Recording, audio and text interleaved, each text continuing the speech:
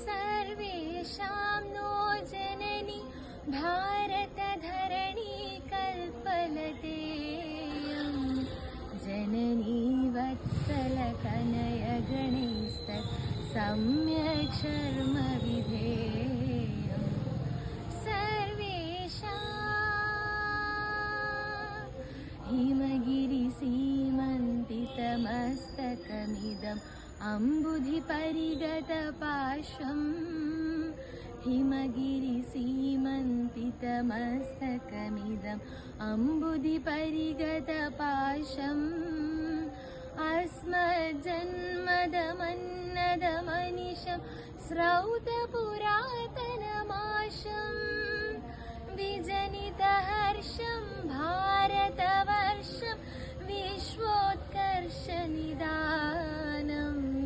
भारतशर्मणि कृतमस्माभिः नवमिदमैक्यविधानम्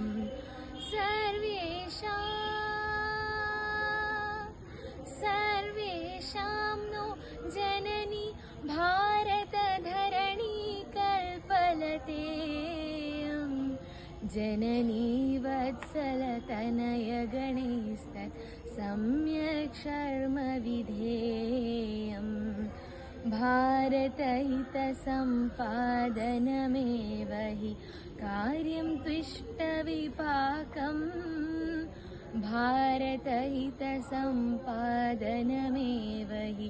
कार्यं त्विष्टविपाकम् भारतवर्जं न किमपि कार्यं निश्चितमित्यस्माकम् भारतमेका गतिरस्माकं नापरास्ति भुवि नाम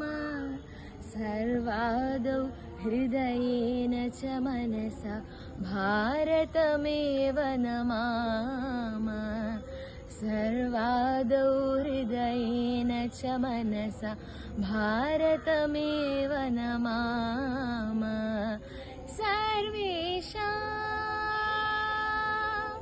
सर्वेषां नो जननी भारतधरणी कल्पलतेयं